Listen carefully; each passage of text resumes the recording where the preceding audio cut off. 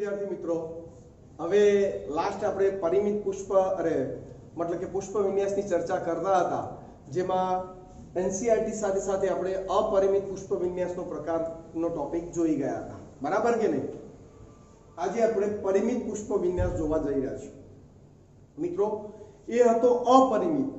અપરિમિતમાં આપણે શું ભણેલા? તો એની અંદર જોયેલું ભાઈ પુષ્પ વિન્યાસ અક્ષ લંબાતો જાય અને પાર્શ્વ બાજુએથી बराबर એટલે કે પુષ્પ વિન્યાસ અક્ષ મતલબ કે આંતરગાંઠ ટૂંકી હતી અને દરેક ગાંઠ ઉપરથી પાર્શ્વ બાજુથી પર્ણોની જગ્યાએ કોનું નિર્માણ થતું? પુષ્પોનું નિર્માણ થતું હતું, યાદ છે ને મિત્રો? અને અગ્રકલિકા આગળ ને આગળ સતત વિકાસ પામતી હોય તો આપણે એને અપરિમિત પુષ્પ વિન્યાસ તરીકે ઓળખીએ છીએ। એક કોન્સેપ્ટ આપણા માઇન્ડમાં ક્લિયર થઈ ગયો છે, રેડી? હવે અને હા મિત્રો, હું તમને પ્રેક્ટિકલ બુક બરાબર સારું કહેવાય કે લાસ્ટ 2 યરના જે પણ પેપર છે એની અંદર પ્રેક્ટિકલ બુકનો ઉપયોગ ઓછો કરેલો છે, પણ જૂના એવા પેપર પણ છે કે જેમાં પ્રેક્ટિકલ બુકમાંથી પણ એમસીક્યુ પૂછાય છે। એટલે હું એટલા માટે આ શબ્દ વાપરી રહ્યો છું કે જે અમુક વિદ્યાર્થીઓ શું વિચારે છે કે સર અપરિમિત ને પરિમિત આટલું ડીપમાં આપણને આપ્યું નથી તો શા માટે તમે આટલું ખેંચો છો, બરાબર? અથવા તો ક્યાંક બની શકે જૂના સિલેબસનો આ ટોપિક છે જ, બરાબર, પરંતુ હું થોડો કોન્સેપ્ટ બેઝ જાઉં છું, मतलब છે જૂનો સિલેબસ, બરાબર, આખો ટોપિક એના આધારે ભણાવું છું, પરંતુ જે એનસીઈઆરટી ની પ્રેક્ટિકલ બુકમાં છે એને પણ આપણે નજરઅંદાજ કરી શકીએ નહીં, કારણ કે એમાંથી પણ એમસીક્યુ પૂછાઈ શકે છે, બરાબર। 2017 ના પેપરમાં લગભગ આ ટોપિકને લગતો એક એમસીક્યુ હતો જ, બરાબર। એટલે આ વસ્તુ ઉપર ખાસ આપણે ધ્યાન કેન્દ્રિત કરીશું, રેડી? એટલે ખાલી ભણવા ખાતર ભણવાનું નથી, એને ઉતારવાનું પણ છે। અને જે એક્ઝામ્પલ પ્રેક્ટિકલ બુકમાં હશે એના ઉપર હું ખાસ અંડરલાઈન કરતો જઈશ અને લગભગ મેં બતાવી દીધા છે, બરાબર, કે પ્રેક્ટિકલ બુકમાં આપેલા છે એટલે એ તમને પૂછવાના ચાન્સીસ છે। ઇવન મિત્રો ગુજકેટ ની અંદર પણ 11મું ધોરણ છે જે ગુજકેટમાં પૂછાતું નથી, કારણ કે એટલું 12 સાયન્સ જ હોય છે એમાં, એટલે આના ચાન્સ નથી, બાકી એ પૂછાઈ શકે, બરાબર। એટલે આપણે આપણી રીતે તૈયારી કરવાની થાય છે। તો પરિમિત પુષ્પ વિન્યાસ मतलब पुष्प विन्यास अक्ष बराबर આગળ જઈને શું થવાનો? પરિમિત, એનો વિકાસ અટકી જવાનો છે અને એના ઉપર સમજી લો કે પુષ્પોની શું થવાની છે? ગોઠવણી થતી જોવા મળે છે, એટલે વિકાસ અટકી જાય છે, લિમિટેશન વાળું આવી જાય, બરાબર। એટલે આપણે એને પરિમિત પુષ્પ વિન્યાસ તરીકે ઓળખીએ છીએ, જેમાં આપણે 4 પ્રકારનો અભ્યાસ પહેલા કરીશું, એમાં પછી આગળ વિવિધ પ્રકાર પણ છે, વિવિધ પ્રકારના પુષ્પ વિન્યાસો, બરાબર, એની ચર્ચા આપણે પછી કરીશું, પરંતુ પહેલા એકાકી પરિમિત, એકશાખી પરિમિત, દ્વિશાખી પરિમિત અને બહુશાખી પરિમિત પુષ્પ વિન્યાસ જોઈશું, બરાબર।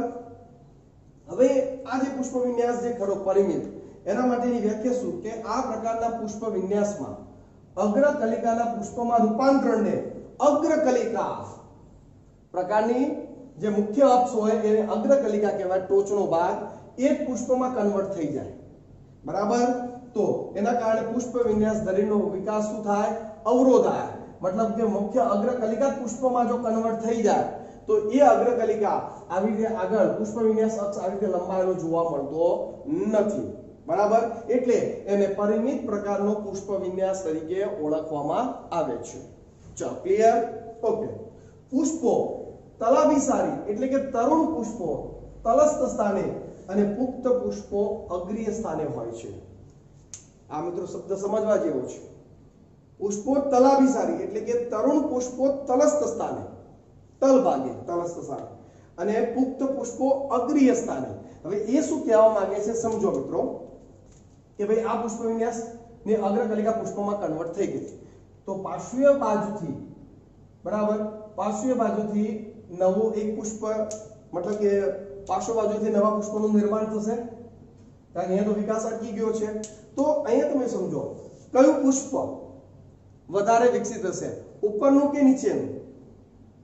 ઉપરનું ને, કેમ? કારણ કે પહેલા આવેલું છે અને આપણે એક પોઈન્ટ જોઈ ગયા હતા, વહેલા તે પહેલા, વહેલા તે પહેલા, અગ્રાભિવર્ધી ક્રમ।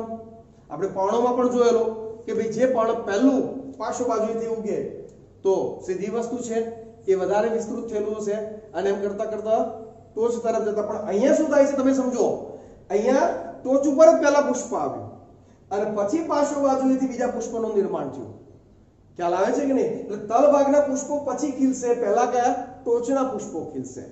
એટલે અહીંયા થોડું ઉલટું થતું જોવા મળે છે. રેડી?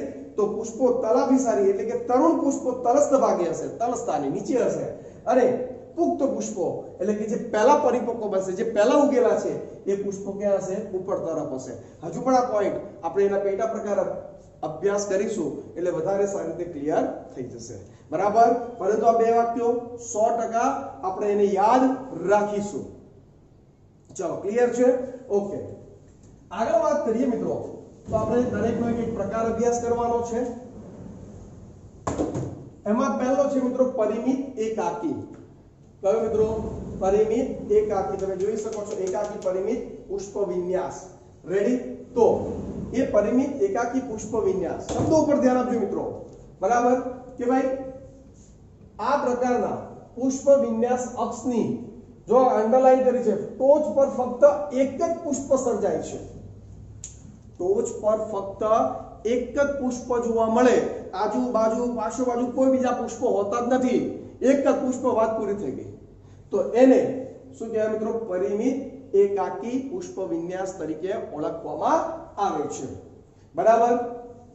હવે એમાં પાછા બે પેટા પ્રકાર આપણને આપ્યા છે, અગ્રીય એકાકી અને કક્ષીય એકાકી. મિત્રો જોજો, અગ્રીય એકાકી અને કક્ષીય એકાકી મતલબ શું? જો અગ્રકલિકા, સમજો મિત્રો, અગ્રકલિકા પુષ્પમાં કન્વર્ટ થઈ જાય, પરંતુ બસ એના ઉપર એક જ પછી પુષ્પ હોય, એના ઉપર શું હોય? પછી એક જ પુષ્પ હોય, તો એને શું કહેવાય? અગ્રીય એકાકી તરીકે ઓળખવામાં આવે છે. અને આવું મિત્રો ક્યાં જોવા મળે? તો કે ધતુરો અને દારૂડી જેવી વનસ્પતિઓમાં જોવા મળે છે. ધતુરો અને દારૂડી.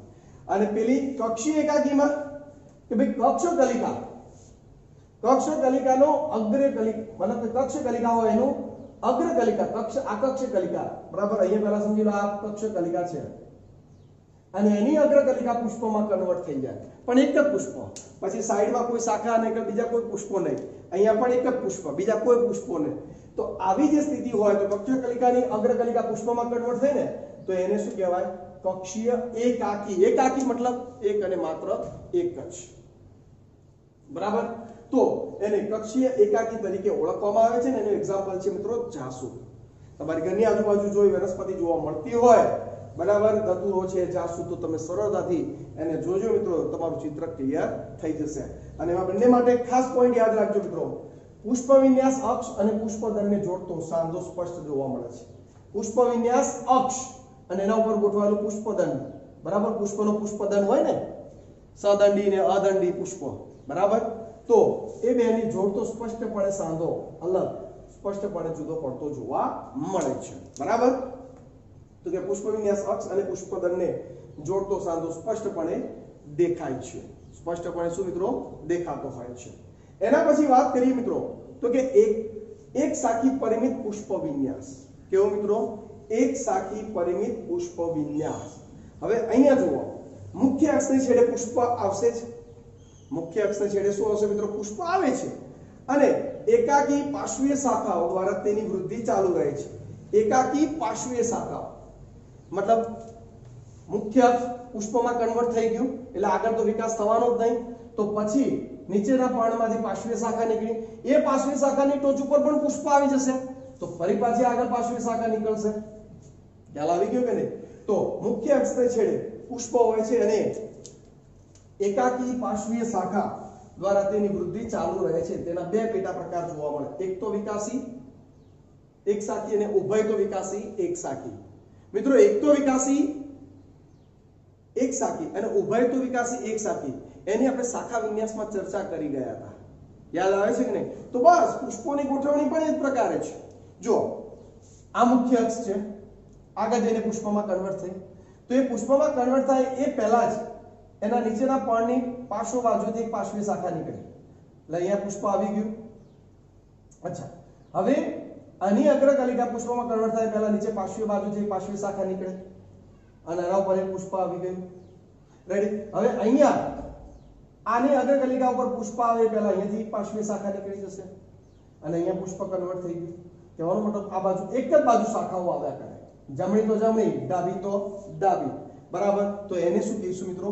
એકતો વિકાસી. એકતો વિકાસી મતલબ એક જ બાજુ શાખાઓનું સર્જન થયા કરતું હોય. એક જ બાજુએ શાખાઓનું પાર્શ્વીય શાખાઓનું સર્જન થતું હોય અને પાર્શ્વીય શાખા ઉપરની અગ્રકલિકા પુષ્પમાં કન્વર્ટ થઈ જતી હોય. ખબર પડી? ખ્યાલ આવ્યો ને?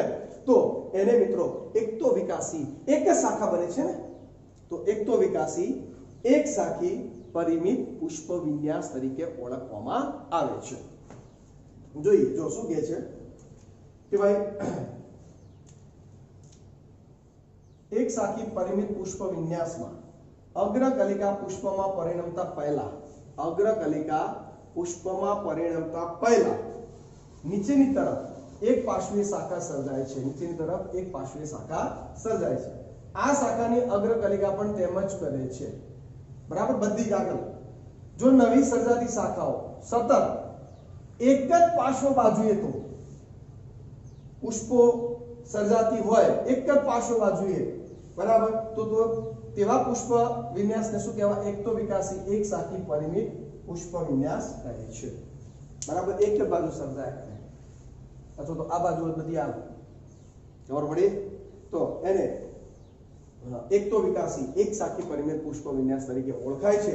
હેમેલિયા, પછી હેલિયોટ્રોપિઝમ, ઝમલ અને સાર્કા, આ જે વનસ્પતિઓ છે ખરી, એની અંદર આપણને એકતો વિકાસી એક શાખી પરિમિત પુષ્પ વિન્યાસની રચના જોવા મળે છે. ચલો, ક્લિયર? ઓકે, આગળ વાત કરીએ મિત્રો આપણે તો કે ઉભયતો વિકાસી. કેવું મિત્રો? ઉભયતો વિકાસી એક શાખી પરિમિત પુષ્પ વિન્યાસ. તમે જુઓ અહીંયા જુઓ મિત્રો, આ મુખ્ય અક્ષ, એના ઉપર પુષ્પ આવ્યું. પુષ્પ આવે પહેલા નીચેના બાજુના પર્ણમાંથી એક પાર્શ્વીય શાખા નીકળી. ચલો, એ જમણી સાઈડ નીકળી. હવે એના ઉપર ટોચ ઉપર પુષ્પ આવે પહેલા નીચેના પર્ણ પરથી પાર્શ્વીય શાખા ડાબી સાઈડ નીકળી. એના ટોચ ઉપર અગ્રકલિકા પુષ્પમાં કન્વર્ટ થાય પહેલા અહીંયા એની પાર્શ્વ બાજુએથી જમણી સાઈડ પાછી એક પાર્શ્વીય શાખા નીકળી. એને ફરી પાછી ડાબી સાઈડ એક પાર્શ્વીય શાખા નીકળી. મતલબ બંને બાજુ પાર્શ્વીય શાખાઓનું નિર્માણ થતું હોય પણ શાખા એક જ નીકળી રહી છે. એટલે ઉભયતો વિકાસી એક શાખી પરિમિત પુષ્પ વિન્યાસ તરીકે આપણે એને ઓળખાવી શકીએ છીએ.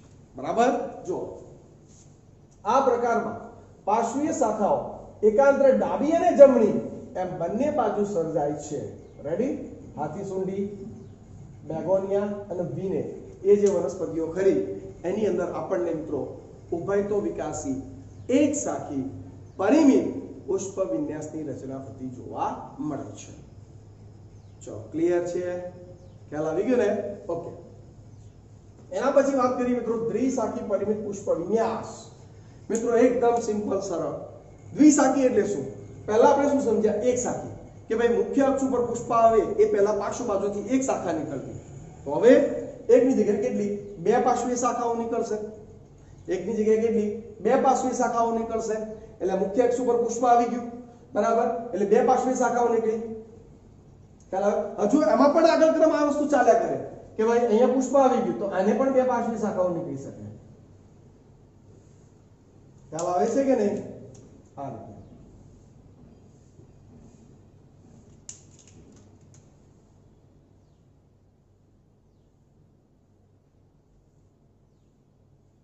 અહીંયા મિત્રો હું ખાસ તમારું ધ્યાન દોરી શકું છું કે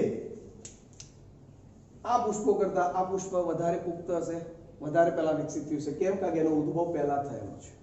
એ આપણે સમજવાની વાત છે. એમ આ બે કરતા આ પહેલા ઉદ્ભવ થયો હતો, બરાબર. તો એ પુષ્પ ધારો કે જો તમને ક્લિયર કરવું હોય ચિત્ર તો વધારે, બધા કરતા વધારે પુખ્ત હોઈ શકે છે, બરાબર. પરંતુ એટલી વસ્તુ ક્લિયર કે બે પાર્શ્વીય શાખાઓ નીકળે અને એમની અગ્રકલિકા પણ આગળ એ જ પ્રમાણે પુષ્પોનું નિર્માણ કરે. જો શું કહે છે? આ પ્રકારના પરિમિત પુષ્પ વિન્યાસમાં મુખ્ય અક્ષને છેડે પુષ્પ ઉત્પન્ન થયા બાદ નીચેની બે દોહિત્રી શાખાઓ, બે દોહિત્રી જોડમાં જુઓ ઉત્પન્ન થાય છે. તે પુષ્પ એ પણ પુષ્પ એ પ્રમાણે ધારણ કરે છે અને એ પણ આગળનો વિકાસ પણ એ જ પ્રકારે દોહિત્રી, બે દોહિત્રી શાખાવાળો ચાલ્યા કરશે. એના એક્ઝામ્પલમાં મિત્રો જુઈ, પારિજાતક, બોગનવેલ, સાલ, મિરાબિલિસ આ બધા છે. પરંતુ જુઈ પ્રેક્ટિકલ બુકમાં ઉલ્લેખ કરેલો છે, બરાબર. તો એને આપણે યાદ રાખવું પડે જ. બાકીના પણ યાદ રાખો પણ આને તો ભૂલવાનું થતો નથી, બરાબર. એના પછી મિત્રો બહુશાખી પરિમિત પુષ્પ વિન્યાસ. મિત્રો એવો ને એવો સરળ ટોપિક. અહીંયા દ્વિશાખી હતી. તો હવે તો કે પર્ણિક અક્ષમાંથી પાર્શ્વ બાજુથી બે નહીં, બે કરતા વધારે પાર્શ્વીય શાખાઓ નીકળે અને એમની ટોચ ઉપર પણ પુષ્પો એ જ પ્રમાણે આવે અને એમાં પણ જો આગળ જો વિકાસ થતો હોય તો બે કરતા વધારે પાર્શ્વીય શાખાઓ આવે તો એને આપણે શું કહીશું? બહુશાખી પરિમિત પુષ્પ વિન્યાસ. બરાબર. જો આ પ્રકારના પરિમિત પુષ્પ વિન્યાસમાં મુખ્ય અક્ષને છેડે પુષ્પ ઉત્પન્ન થયા બાદ પાર્શ્વ બાજુએથી બે થી વધારે શાખાઓ સર્જાય છે. દાખલા તરીકે મિત્રો આંકડો એનસીઈઆરટી પ્રેક્ટિકલ બુકમાં છે. આંકડો, લાલ કરેણ, કપાસ, યુફોર્બિયા, નેરિયમ, તો આ બધી વનસ્પતિઓમાં બહુશાખી પરિમિત પુષ્પ વિન્યાસ આવેલો હોય છે. ચલો વિદ્યાર્થી મિત્રો, તો આ થઈ ગયું પરિમિત પુષ્પ વિન્યાસ. પ્રેક્ટિકલ મતલબ એનસીઈઆરટી બુકમાં એનો કોઈ ખાસ ઉલ્લેખ નથી, પરંતુ આપણે એને 100% તૈયાર કરીશું જેથી આપણને કોઈ તકલીફ પડે નહીં. ચલો ક્લિયર છે વિદ્યાર્થી મિત્રો? ખ્યાલ આવી ગયો? ઓકે વિદ્યાર્થી મિત્રો, હવે આપણે કેટલાક વિશિષ્ટ પ્રકારના પુષ્પ વિન્યાસ જોવાના છે. મતલબ કે આપણે જો પુષ્પ વિન્યાસ વિશે ચર્ચા કરી જેમાં બે પેટા પ્રકાર જોયા, અપરિમિત અને પરિમિત. હવે થોડા વિશિષ્ટ પ્રકારના પુષ્પ વિન્યાસ જોવાના છે. એમાંનો પહેલો છે મિત્રો હાઇપોથોડિયમ, મતલબ કે ઉદુમ્બરક. કયા પ્રકારનો મિત્રો? ઉદુમ્બરક પ્રકારનો પુષ્પ વિન્યાસ. હવે એ પુષ્પ વિન્યાસને મિત્રો સમજીએ તો આપણે યાદ કરો કે મિત્રો આ થોડા એક્સ્ટ્રા પોઈન્ટ છે. બરાબર. એક બે વાર ખાસ જોતા રહેવું અને થોડી માહિતી નોંધ કરી દેવી એટલે બહુ વાંધો નહીં આવે. બરાબર. એટલું ડીપમાં નથી પૂછાતું, પણ જ્યારે ફળ ભણીશું ને ત્યારે ફળની અંદર એકાદનો ઉલ્લેખ થતો હોય છે તો આપણે એક્સ્ટ્રા થોડી ચર્ચા કરી લઈએ. જ્યારે આજે આટલું એક્સ્ટ્રામાં જોઈ રહ્યા છીએ તો ઉદુમ્બરક પુષ્પ વિન્યાસમાં એવું છે મિત્રો કે આપણે ખબર છે પેલો સ્તબક પ્રકારનો એક પુષ્પ વિન્યાસ હતો સૂર્યમુખીમાં ને એમાં કે ભાઈ પુષ્પ વિન્યાસ અક્ષ ચપટો પોળો માંસલ બનતો અને એના ઉપર અદંડી પુષ્પો ગોઠવાતા. બરાબર. અહીંયા પણ એવું છે મિત્રો પુષ્પ વિન્યાસ અક્ષ. જો મિત્રો પુષ્પાધાર જેને આપણે કહેતા યસ પુષ્પાધાર, તો કે પુષ્પ વિન્યાસ અક્ષ ચપટો પોળો પુષ્પાધાર જેવો માંસલ બને છે. ખોરાકનો સંગ્રહ કરી કેવો બને? માંસલ બને છે અને એક પ્યાલાકાર જેવી રચના બનાવતું હોય છે મિત્રો. કોના જેવી રચના? પ્યાલાકાર જેવી રચના, જે ઉપરના ભાગે એક છિદ્ર જેવી રચના હોય અને આ આખો એક જોડાઈ આખો પુષ્પ વિન્યાસ અક્ષ જ છે મિત્રો. આખો એક પુષ્પ વિન્યાસ અક્ષ છે. બરાબર. અને અંદરની તરફ પોથળી જેવું છિદ્રિષ્ટ ગુહા જેવી રચના બનાવે છે જેની અંદર મિત્રો નર પુષ્પો માદા પુષ્પોની શું થયેલી હોય? ગોઠવણી થયેલી હોય. જેમ કે છિદ્ર તરફ એટલે કે ઉપરના ભાગે નર પુષ્પો હોય. કેમ? અને પાયાના ભાગે માદા પુષ્પો હોય. કેમ? કારણ કે નર પુષ્પોમાંથી પરાગરસ સરળતાથી સ્ત્રી કેસરના પરાગાસન ઉપર સ્થાપિત થઈ શકે, એટલે લિંગી પ્રજનન માટે જરૂરી છે. તો નર પુષ્પો ઉપરની તરફ, માદા પુષ્પો નીચેની તરફ. ઘણીવાર વચ્ચે વંધ્ય પુષ્પોનું પણ આવરણ જોવા મળતું હોય છે. બરાબર. તો એ રીતે આ ટાઈપની જે પુષ્પ વિન્યાસ હોય મિત્રો એને ઉદુમ્બરક બરાબર પુષ્પ વિન્યાસ તરીકે ઓળખવામાં આવે છે. જો શું કહે છે આપણને? આ પ્રકારના પુષ્પ વિન્યાસમાં પુષ્પ વિન્યાસ અક્ષનો ઉપરનો ભાગ સાંકડો કપ જેવી રચનામાં રૂપાંતરિત થાય છે. પ્યાલાકાર પુષ્પાસન જે મધ્યસ્થ છિદ્રિષ્ટ ગુહા ધરાવે છે. બરાબર. રૂપાંતરિત પુષ્પ વિન્યાસ માંસલ હોય છે. બરાબર કે નહીં? કપના તલસ્થ ભાગે માદા પુષ્પો વિકસે છે એટલે આ વિસ્તારમાં, જ્યારે નર પુષ્પો ઉપર છિદ્ર તરફ ગોઠવાયેલા હોય છે એટલે આ વિસ્તારમાં. વચ્ચેના ભાગે વંધ્ય પુષ્પોની હાજરી જોવા મળે છે. ફાઇકસની જાતિઓ જેમ કે વડ અને અંજીર. મિત્રો વડના ટેટા તમે જોયા હશે, અંદર લાલાશ પડતો ભાગ. બરાબર કે નહીં? અંજીર મિત્રો અંજીર તમે પેલા ગોળ રિંગ સ્વરૂપે એનો ખોરાક તરીકે ઉપયોગ કરે છે, પણ મિત્રો અંજીરમાં પણ જેમ વડના ટેટા આવે છે ને એ રીતે જ અંજીરમાં પણ એ રીતે જ આખું ફળ આવતું હોય છે અને એ લોકો એને કટ કરે. ખબર છે મિત્રો આપણે અંજીર જે આ રીતે તમે જ્યારે એનો ઘરે લાવીએ છીએ ત્યારે આ રીતે એક લાકડાની પટ્ટી ઉપર આવી રીતે રોલ બધા વીંટેલા હોય છે, તો તમે જોજો અંદરના ભાગે આવી રીતે દાણાદાર રચનાઓ હોય છે કે નહીં? તો એ એના નર અને માદા પુષ્પોની ગોઠવણી દર્શાવે છે મિત્રો. ખ્યાલ આવી ગયો? તો એ રીતે વડ અને અંજીરની અંદર આપણને ઉદુમ્બરક પ્રકારનો પુષ્પ વિન્યાસ જોવા મળે છે. ચલો ક્લિયર છે? ખ્યાલ આવી ગયો? એવો જ મિત્રો એક બીજો પુષ્પ વિન્યાસ છે જે આપણે જોઈ રહ્યા છીએ, કટોરિયા પુષ્પ વિન્યાસ. સાયથિયમ તરીકે એને ઓળખવામાં આવે છે મિત્રો. કટોરિયા પ્રકારનો પુષ્પ વિન્યાસ. હવે આનો ડાયાગ્રામ થોડો દોરવો કષ્ટદાયક હતો મારા માટે, પણ છતાંય મેં થોડો ટ્રાય કર્યો છે. મિત્રો જે બહારની તરફ મેં જે બ્લેક આકારથી દર્શાવ્યું છે મિત્રો, એ નિપત્રો છે. મિત્રો નિપત્રો એટલે જે પર્ણની કક્ષમાંથી પુષ્પનું નિર્માણ થતું હોય એ પર્ણને આપણે નિપત્ર તરીકે ઓળખીએ છીએ. ઓલરેડી ચર્ચા કરી ગયા છે. તો ઘણા બધા નિપત્રો ભેગા મળી સંપૂર્ણપણે પુષ્પ વિન્યાસને ઢાંકી દે. એટલે શું થાય, અંદર બધા પુષ્પો અને આખો નિપત્રો ફરતે આવી જાય. એટલે પ્યાલાકાર જેવી રચના તૈયાર થતી જોવા મળે. કપ આકાર જેવી રચના. પ્યાલાકાર શબ્દ નહીં વાપરીએ કારણ કે આગળ વાપરી દીધો. તો કયો શબ્દ વાપરીશું મિત્રો? કપ આકાર જેવી રચના થતી જોવા મળે છે. કેવો આકાર? કપ આકાર જેવો. કપ ચારો કપ હોય ને એ ટાઈપની રચના અહીંયા થતી જોવા મળે છે. હવે આની વિશેષતા એ છે મિત્રો કે આ જે નિપત્રો નીચક્રો જે ખરા એની અંદર મધુ ગ્રંથિઓની હાજરી જોવા મળે છે. હા મિત્રો, તમે આનો ફોટોગ્રાફ સાયન્સથી એમ લખજો, તમને ઇન્ટરનેટ ઉપર એનો ફોટોગ્રાફ આવશે ગૂગલમાં. પરફેક્ટ મધુ ગ્રંથિઓ, ચિત્રો સ્પષ્ટપણે નિપત્રોની અંદર મોટા મોટા જોવા મળે છે. બરાબર, એ ઝૂમ કરેલું હોય તો એ ખાસ મધુ ગ્રંથિઓની એના નિપત્રોમાં હાજરી જોવા મળે છે. હવે એની અંદર પુષ્પોની ગોઠવણી ખાસ જોવાની છે મિત્રો. તો કે માદા પુષ્પ સેન્ટરમાં છે અને માદા પુષ્પ બાજુ એક જ હોય છે અને નર પુષ્પો તમે કહેશો સર તો પુંકેસર સ્વરૂપે દર્શાવ્યા છે. મિત્રો યસ, આ પ્રકારના પુષ્પ વિન્યાસમાં ડાયાગ્રામમાં નર પુષ્પોને પુંકેસર સ્વરૂપે દર્શાવવામાં આવે છે. તો સેન્ટરમાં માદા પુષ્પ છે અને એની પરિવર્તી રીતે નર પુષ્પોની ગોઠવણી થયેલી જોવા મળે છે. એટલે આપણે એક સમય જોવા જઈએ તો એમ લાગે આ દ્વિલિંગી પુષ્પ છે, મતલબ કે એની અંદર પુંકેસર રહે છે અને સ્ત્રી કેસર રહે છે, એટલે દ્વિલિંગી પુષ્પ. બરાબર, પુષ્પના પ્રકાર આના પછીના લેક્ચરમાં આપણે સમજવાના છીએ. તો એવું આપણને લાગે. બરાબર, પરંતુ મધ્યમાં એક જ સ્ત્રી કે મતલબ કે નર માદા પુષ્પ અને પરિવર્તે નર પુષ્પોની ગોઠવણી થયેલી જોવા મળે છે. બરાબર, તો એ છે મિત્રો કટોરિયા પુષ્પ વિન્યાસ સાયન્થિયમ. જો શું કહે છે, નિપત્રો કે નિચક્રો જોડાઈને કપ આકારની રચના બનાવે છે. તેની કિનારી પર સ્રાવી ગ્રંથિઓ જોવા મળે છે. મધુ ગ્રંથિઓ, સ્રાવી ગ્રંથિઓ પણ આપણે કહીશું.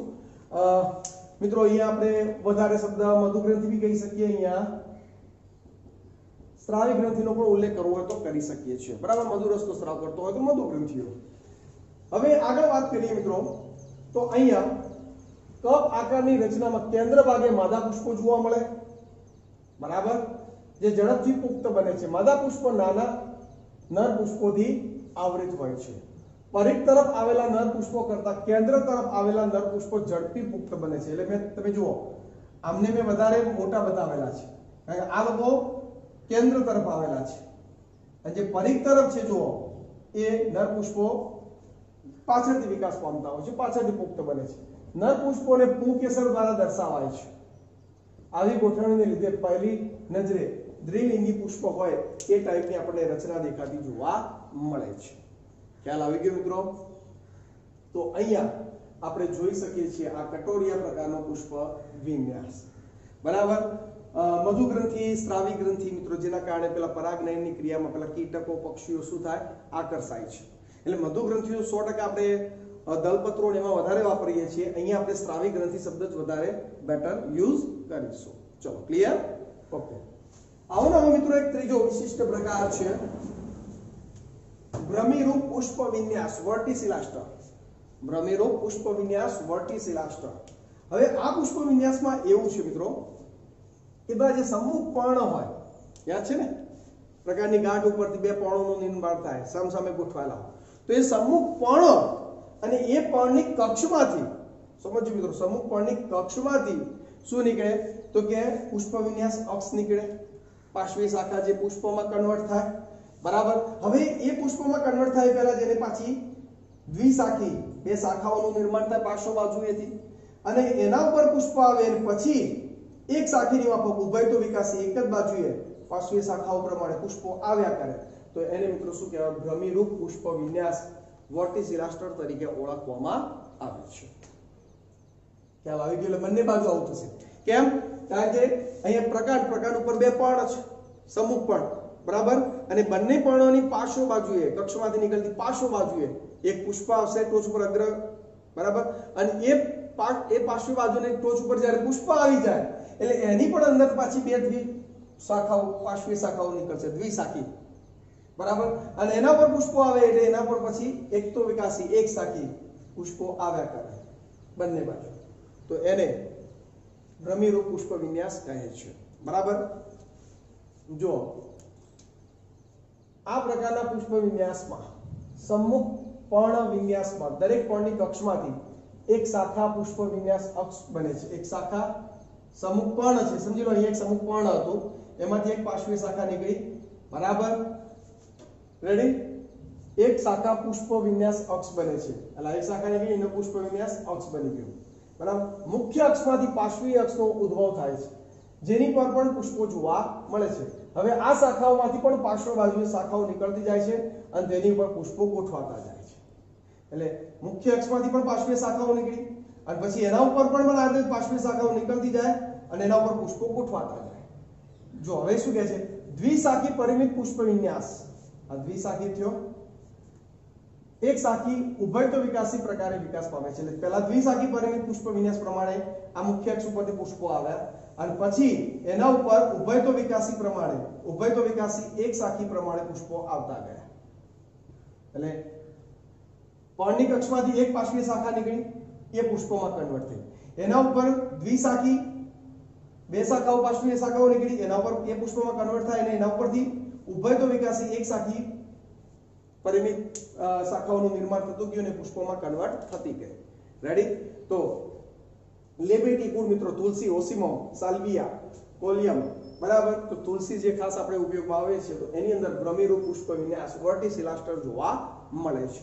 હવે જો મિત્રો અહીંયા આપણે ઉદુમવર્ગ, ભ્રમિરૂપ અને કટોરિયા પ્રકારનું જે પુષ્પ વિન્યાસ ત્રણે જોયા વિશિષ્ટ પ્રકાર છે, એને તમારે એલટી ની અંદર કોઈ જગ્યાએ લખવાના થતા નથી. એ ફક્ત ને ફક્ત એક નોલેજ માટે, સમજ માટે મેં તમને આપ્યા છે. બરાબર, 2-3 વાર જોતા રહેવું, એને એકવાર નોંધ કરી દેવી, જોઈ લેવું, બાકી એનું કોઈ ટેન્શન લેવાની જરૂર નથી, કારણ કે એટલું ડીપમાં જતા નથી. પણ છતાંય કોઈ જગ્યાએ વાંચવામાં આવે ને તમને તકલીફ ન પડે એટલા માટે એ ટોપિક મેં ક્લિયર કરી દીધો. બરાબર, તો અહીંયા આપણો પુષ્પ વિન્યાસ ટોપિક સંપૂર્ણપણે પૂર્ણ થયો. બરાબર, અપરિમિતની ચર્ચા કરી ગયા, પરિમિતની ચર્ચા કરી ગયા અને વિશિષ્ટ પુષ્પ વિન્યાસની પણ આપણે ચર્ચા પૂર્ણ કરી છે. આશા રાખું કે દરેક વિદ્યાર્થીઓને પુષ્પ વિન્યાસ એકદમ ક્લિયર કટ થઈ ગયો હશે. ઓકે.